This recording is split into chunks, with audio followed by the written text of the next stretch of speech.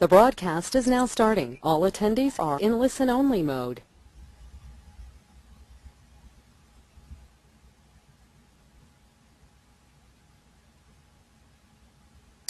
Okay, welcome everyone who has been participating with the Professional Parent Advocacy Training in Elizabeth at Trinitas Regional Medical Center.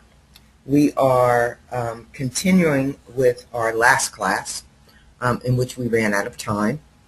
And at the last class, if you remember correctly, we ended with bipolar disorder. So the next section that we will be focusing on is referred to as depressive disorders in the DSM-5.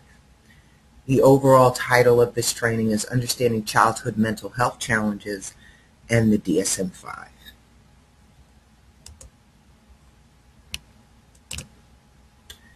In the DSM-5, there are approximately 8 different types of depressive disorders, 3 of which we're going to talk about in the course of this class, as they are more related to childhood mental health challenges than the other 5. But of all the depressive disorders listed in DSM-5, it includes disruptive mood dysregulation disorder, which is new to the depressive disorders category, major depressive disorder, persistent depressive disorder, dysthymia, which is also new, premenstrual dysphoric disorder, substance medication-induced depressive disorder, depressive disorders due to another medical condition, other specified depressive disorders, and unspecified depressive disorders. We are going to first start with disruptive mood dysregulation disorder throughout the course of this section. Now, I want to talk a little bit about, in addition, some of the additional changes to the DSM-5. And one of those is that depressive disorders in the DSM-4 were originally lumped together with bipolar and related disorders. In the DSM-5, they've removed depressive disorders from the bipolar and related disorders section. So now this is a brand new section to the DSM.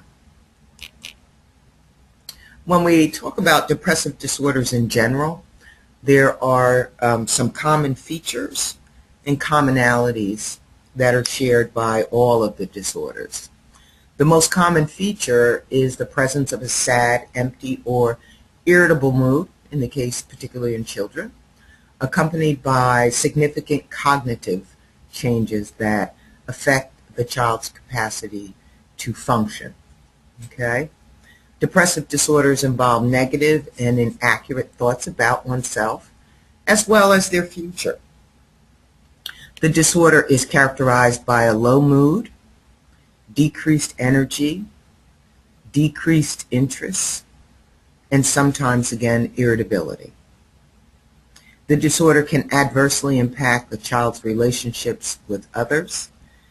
It can adversely impact their school performance, and in some cases may lead or can lead to substance abuse. Depressive disorders affect girls and boys at about the same rate. In studies of children between the ages of 6 to 12, it has been shown that as many as 1 in 10 suffer from the illness of depression. Many children diagnosed with a depressive disorder cannot escape their feelings of sadness for long periods of time. And unfortunately, suicide is a risk factor for depressive disorders. In addition, boys and girls show equal risk in childhood. Girls show twice the risk as they move to adolescence. Another risk factor of depressive disorders is if there is a family history of depression, if there is significant level of stress, a loss of a parent or other loved one, a breakup of a romantic relationship. Attention, conduct, or learning disorder is also a risk factor for depressive disorder. And abuse, neglect, or any other type of traumatic event.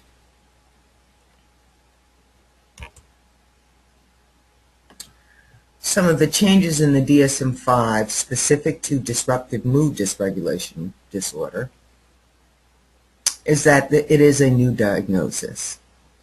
And the primary reason why it's been added to the DSM-5 is to address issues concerning the overdiagnosis of bipolar disorder in children and the overtreatment of bipolar disorder in children, excuse me.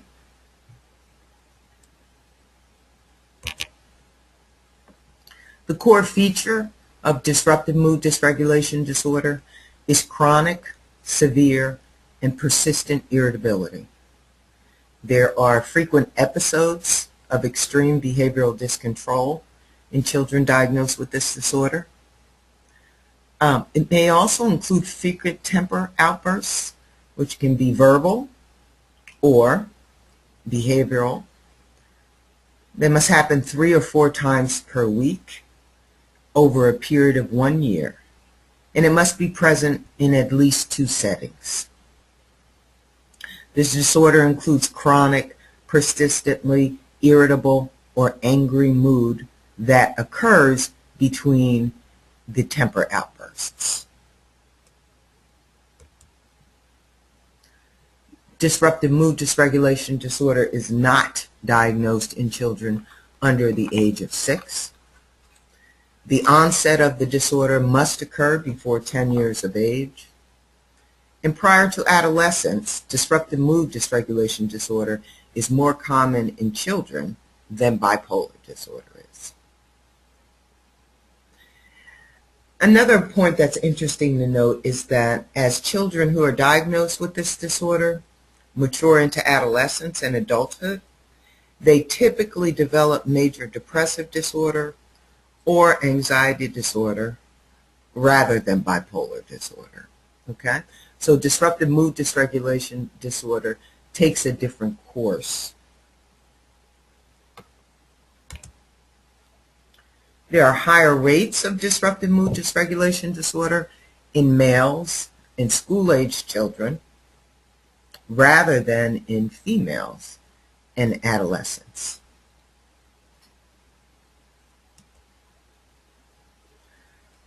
The next disorder we're going to talk about is major depressive disorder. Major depressive disorder has typically been known as major depression, sometimes referred to as clinical depression, or even unipolar depression. The essential feature of this particular disorder is that there's a period of at least 2 weeks during which there is either a depressed mood or the loss of interest or pleasure in nearly all activities that have previously, been pleasurable, or previously the children have taken advantage of, or have been interested in. The depressed mood must be present for most of the day, in addition to being present nearly every day. In children and adolescents, the mood may be irritable rather than sad. Insomnia or fatigue is typically the presenting complaint when it comes to major depressive disorder. And in order for a clinician to make this type of diagnosis, there must be at least 4 additional symptoms that have to be present. Those symptoms include changes in appetite and weight, changes in sleep, decreased energy, feelings of worthlessness or guilt, difficulty thinking, concentrating, or making decisions, recurrent thoughts of death or suicidal ideation, agitation and irritability, slowed speech, slowed thinking, and an increased pauses before answering. And keep in mind, there has to be at least 4 of those presenting features. Children who are diagnosed with major depressive disorder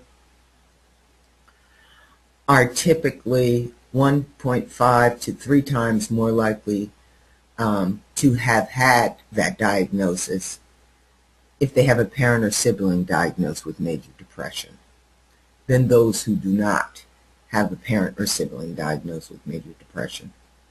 The disorder may appear at any age, but the likeliness of onset increases with puberty. Average age for developing the illness seems to be in the mid-20s. However, the average age, obviously, of onset appears to be decreasing. Of those who've had a single major depressive episode, 50 to 60% may develop a second one. About 70% of those who've had two may have a third, and 90% of those that have had three may have a fourth episode. Children are affected in different ways by major depression. They may also express the general loss of interest in activities they once enjoyed. They may also express a level of fatigue, feelings of hopelessness and helplessness, and thoughts of suicide. Major depressive disorder should be taken very seriously, since up to 15% of individuals diagnosed with this condition die by suicide.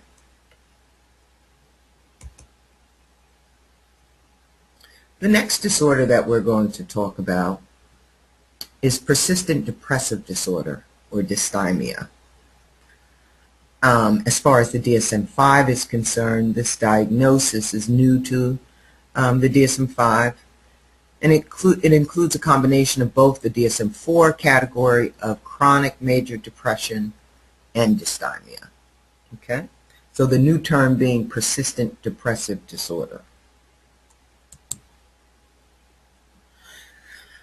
Dysthymic disorder, or persistent depressive disorder, is a chronic condition characterized by depressive symptoms, some of which we've talked about throughout the course of this presentation already, that occur for most of the day for at least 1 year in children, 2 years for adults.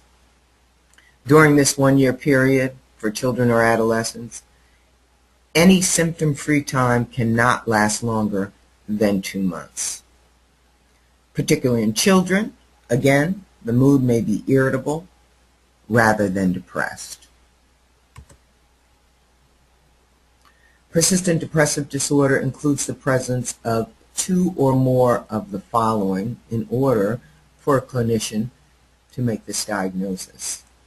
There must be poor appetite or overeating, insomnia or hyposomnia, low energy or fatigue, low self-esteem, poor concentration or difficulty making decisions, and feelings of hopelessness.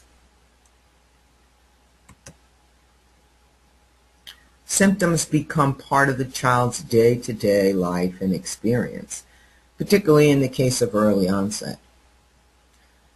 Major depressive disorder may precede a diagnosis of dysthymia. However, that is not always the case. If the disorder has an early onset during childhood and or adolescence, it takes a very chronic course.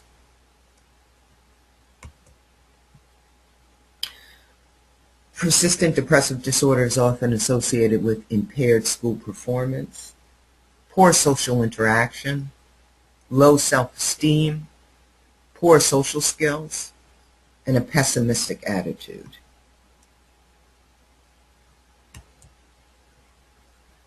The disorder is also associated with an increased risk of being diagnosed with ADHD, conduct disorder, anxiety disorders, learning disorders, and intellectual disabilities. And it is much more common among first-degree biological relatives of people with major depressive disorder than among the general population of children and adolescents. Now, some of the causes of depressive disorders in general, all of the disorders. The causes are not known with certainty.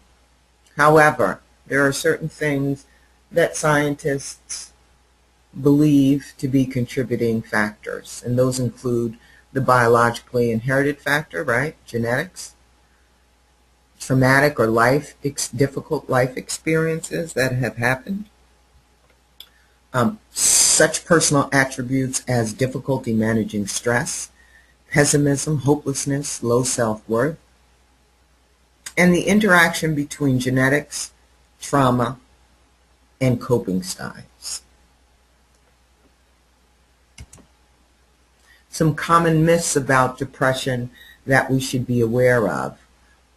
Myth one, or one of the myths, is that depression is not common in children and adolescents. And as we know, based on this presentation, and probably in our real lives, we're aware that depression is common in children and adolescents. About 25% of children and 8.3% of adolescents suffer from depression. It's equally common for boys and girls in childhood, but it's more common for teenage girls than teenage boys. Nearly 9% of 12 to 17-year-olds experience major depression in a given year. And that's a national statistic. The second myth that many people believe to be true is that feeling depressed is a weakness. You just need to pull yourself together, right? When in fact, depression is a serious health concern. Another myth is that talking about depression only makes it worse, when in fact talking about how we feel and allowing our children to talk about their feelings may lead to seeking needed treatment.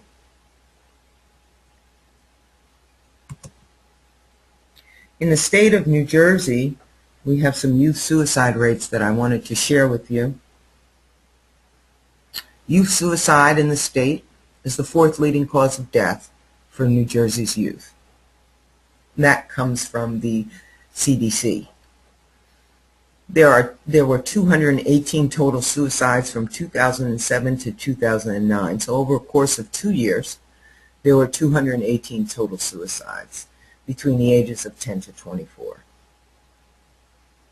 There were 234 total suicides over a 2-year period from 2009 to 2007. So we're showing an increase.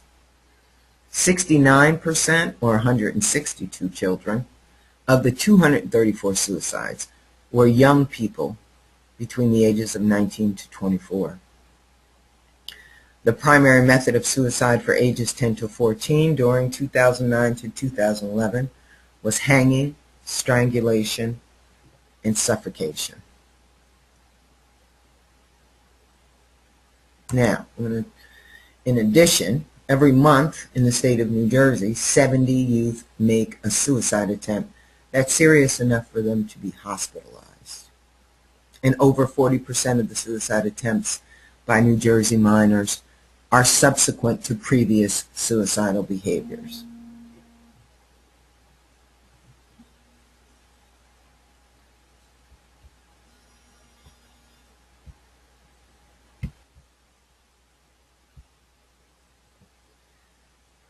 Okay, so that brief break.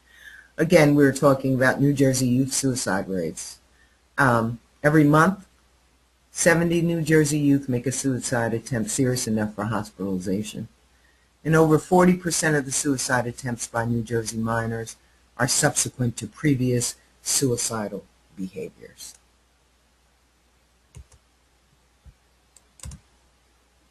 As far as national youth suicide, national youth suicide rates, as many as 7% of adolescents with depression may commit suicide as young adults, and 12% of every 100,000 children between the ages of 15 and 24 years of age committed suicide in 1996. Nationally, some of the risk factors which increase the risk of suicide is a prior attempt, a family history of suicide, family violence, including physical or sexual abuse, having firearms in the home, incarceration, exposure to the suicidal behaviors of others, depression, alcohol, or other drug use disorders, and the risk for suicide is highest for adolescent males.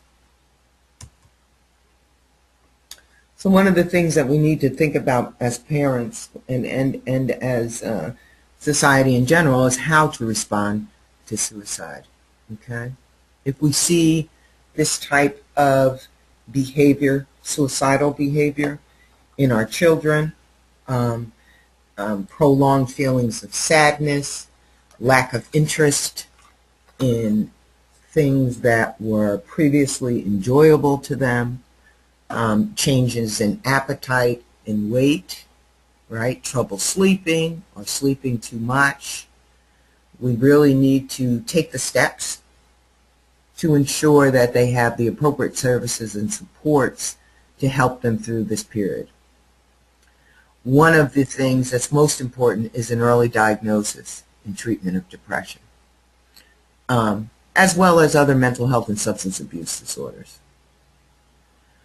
We have to take the time to be able to accurately evaluate suicidal thinking in our children, and that may come from spending time with their practitioners and clinicians, right?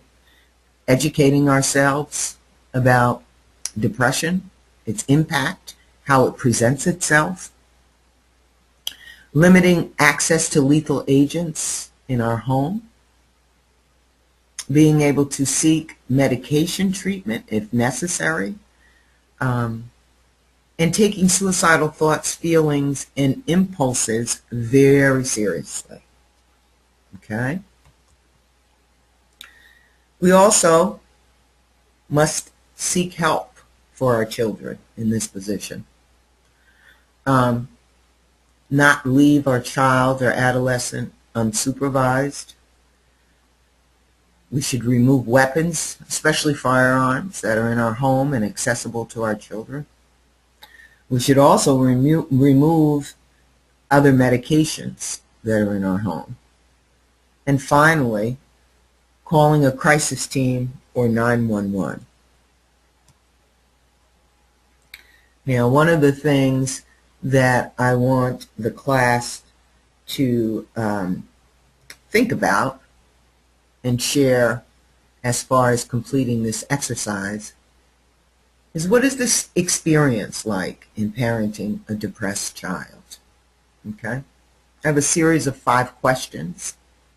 Feel free to add additional questions and comments. But I want you to think about the impact of caring for a child with depression. What does that mean? How does that affect your day-to-day life? How does it impact your career or your job? Or how does it impact how you care for other children, this particular child's siblings? Okay? What are some of the responsibilities that you have because of this diagnosis? What are some of your worries? What are some of your concerns? And how would you address sadness and pessimism and hopelessness that you see in your child? Also, how would you describe suicidal feelings? Suicidal feelings that you are able to see or that the child is able to share with you. And finally, where do you go for support as a caregiver? Okay? So I want you to take the time, answer each of these questions, again, make additional comments, and in our next class, we're going to discuss these and have parents stand up and talk about their answers to these questions. Okay? For now, we're going to continue with the presentation. The next section we're going to talk about is anxiety disorders.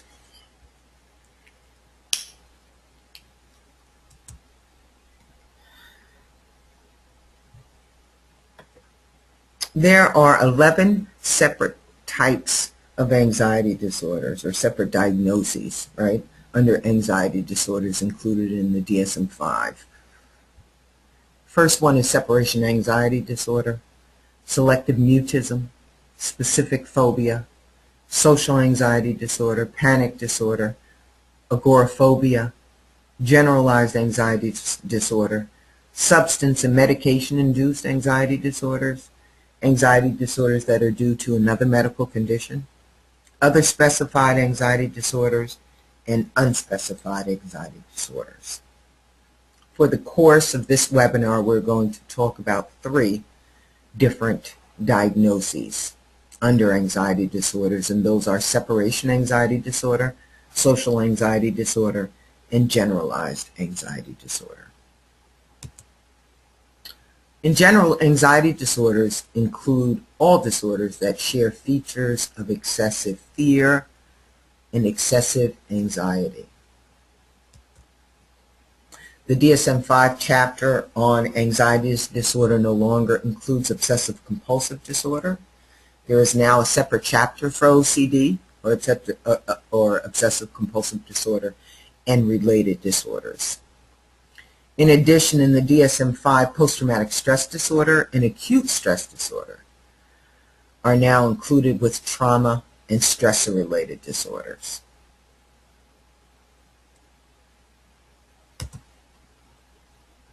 In general, anxiety disorders, many of them develop in childhood and tend to persist into adulthood if left untreated.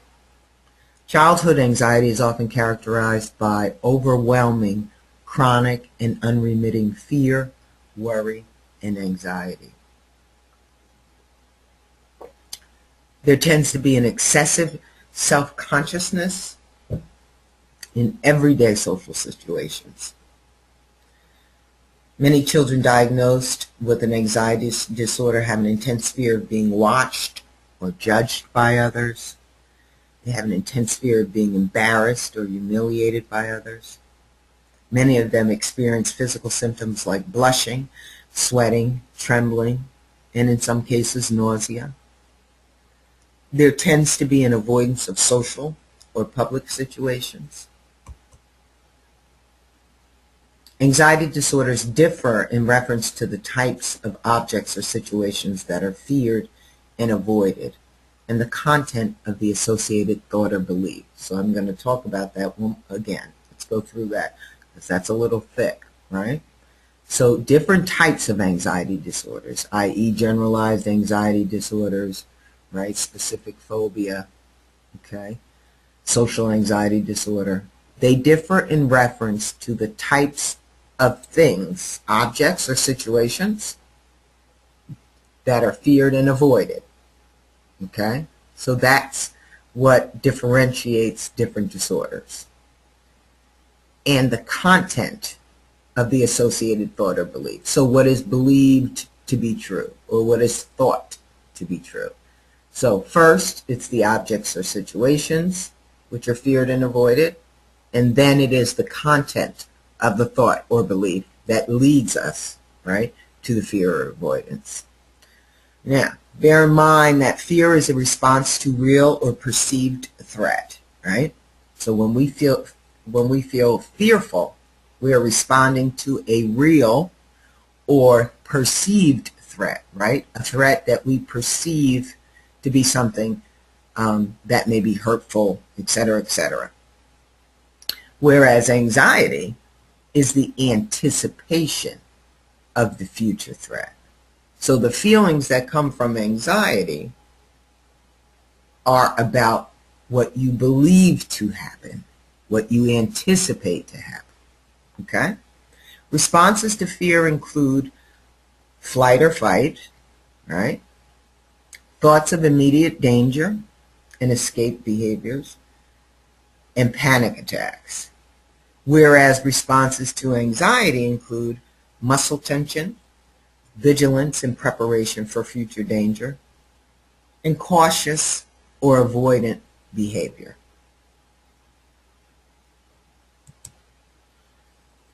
Anxiety disorders differ from normal fear or anxiety by being excessive or persisting beyond developmentally appropriate periods, right?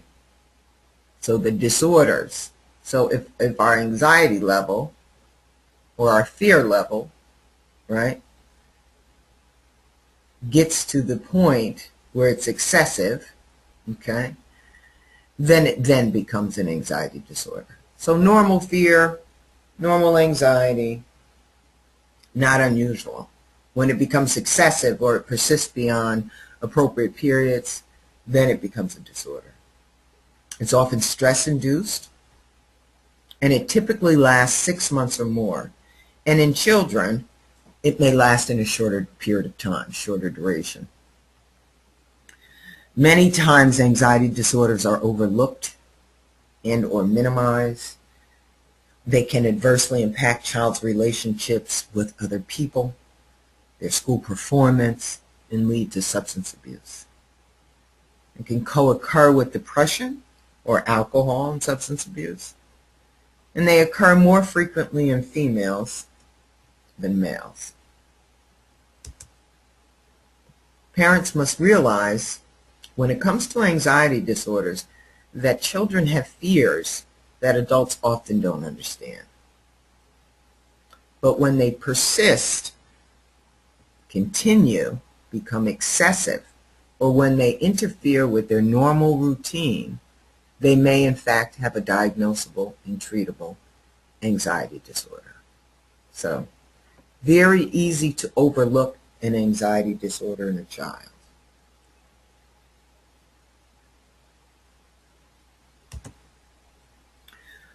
One of the anxiety disorders that we're going to talk about is separation anxiety disorder. Okay? The essential features of separation anxiety disorder are excessive anxiety or fear in relation to separation from the home, separation from our primary attachment figures, i.e. parents and caregivers,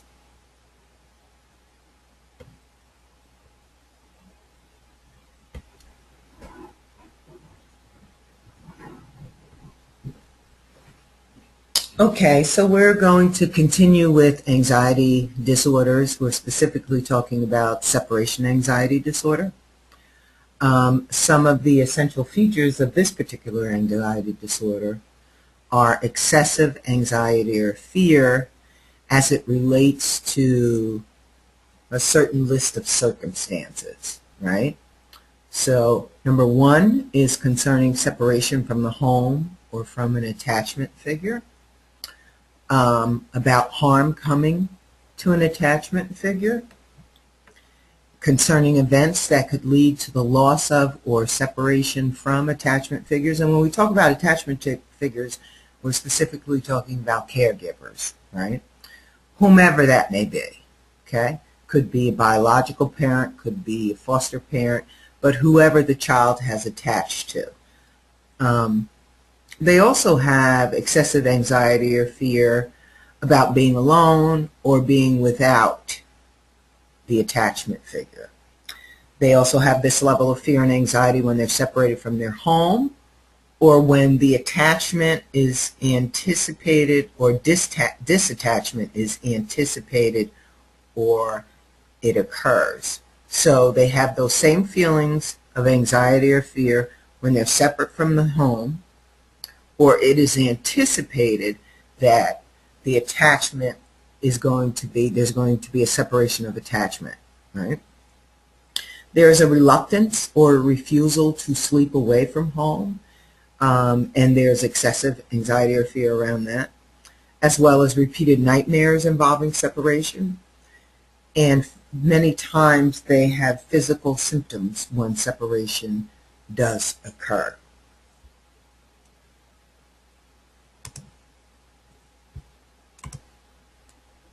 In order for a child to be diagnosed with separation anxiety disorder, the disturbance must last for a period of at least 4 weeks in children and adolescents.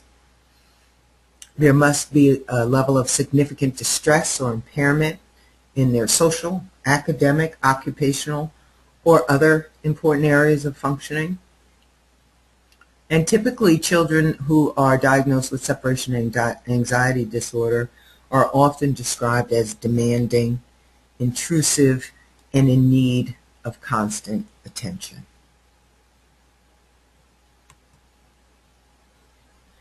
Many times this disorder develops after some level of life trauma or stress, such as the death of a relative,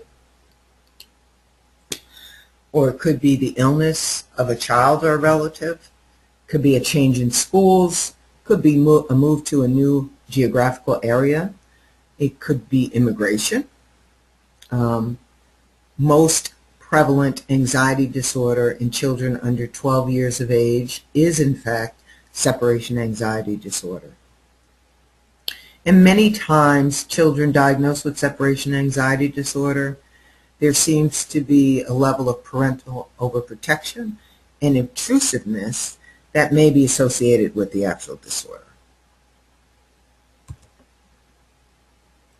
Now, social anxiety disorder, which is a new disorder, not to the DSM-5, but as we scroll through the list of anxiety disorders, in the DSM-5 there are changes in the criteria for social anxiety disorder or social phobia, which include the deletion, right, the removal of the requirement that individuals over age 18 recognize that their anxiety is excessive or unreasonable.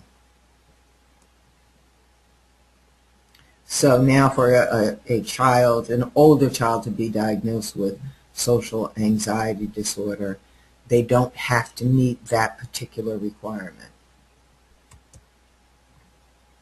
When it comes to social anxiety disorder, there is an intense fear or anxiety about social interactions and situations that involve the possibility of being scrutinized. Different social interactions may include performing in front of people, meeting unfamiliar people, eating or drinking in front of people. Those are just some of the types of interactions that may be included. There is a significant fear of being embarrassed, humiliated, rejected, or even in offending others. Many times children diagnosed with social anxiety disorder are inadequately assertive or excessively submissive, so they're at either end of the spectrum. They may have an overly rigid body posture. They may not be able to make adequate eye contact, so they would have inadequate eye contact. They may speak with an overly soft voice.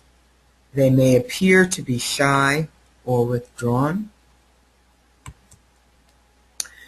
They may disclose little about themselves. They're less open in conversation. A less common feature to social anxiety disorder is that children can be highly controlling of conversation. So this particular feature sort of speaks to them being somewhat demanding, right? In children, the fear or anxiety must occur in a peer setting. The duration of the disorder must last for at least 6 months in order for them to be diagnosed with social anxiety disorder. The fear, anxiety, or avoidance must interfere significantly with the child's normal routine. The average age of onset for children diagnosed with social anxiety disorder is 13 years old, and the onset may follow a stressful or a humiliating experience. 75% of individuals that have an age of onset between 8 and 15 years. The prevalence rate for children and adolescents is about 7%. And children diagnosed with social anxiety disorder are associated with higher rates of school dropout. And that makes sense, right? Because school in and of itself is a venue where there are masses of people, right? There is peer pressure. There are more opportunities to be scrutinized etc. The last anxiety disorder that we're going to talk about is referred to as generalized anxiety disorder.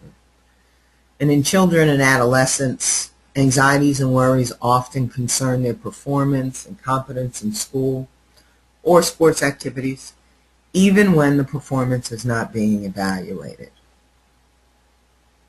Children diagnosed with this disorder have a tendency to worry excessively about their competency, their ability, or the quality of their performance. Generalized anxiety disorder in children is associated with a chronic, exaggerated worry and tension that is unfounded or more severe than warranted.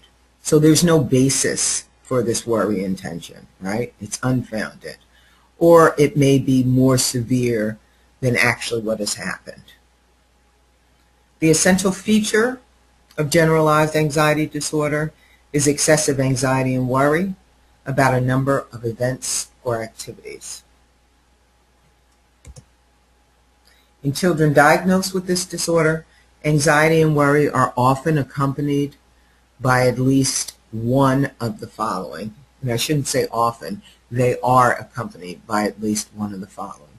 There must be restlessness or feeling on the edge and keyed up. It could be easily fatigued, could have difficulty concentrating, it could have a level of irritability, decreased sleep, and muscle tension such as trembling or twitching or feeling shaky. Children diagnosed with this disorder are often characterized as overly performing, unsure of themselves, and they have a tendency to redo things over and over and over, right? What's fueling that is their inability to recognize their value, right? So they're unsure of themselves. Nothing's ever right. I have to fix this again. This is still not right. I have to do this again. They require excessive reassurance about their performance. So as a parent, you may find yourself constantly saying, you're doing a great job, you're doing a great job, you're doing a great job. They're also perfectionists many times. And they have a tendency to... The organizer has ended the session, and this call will be disconnected. Goodbye.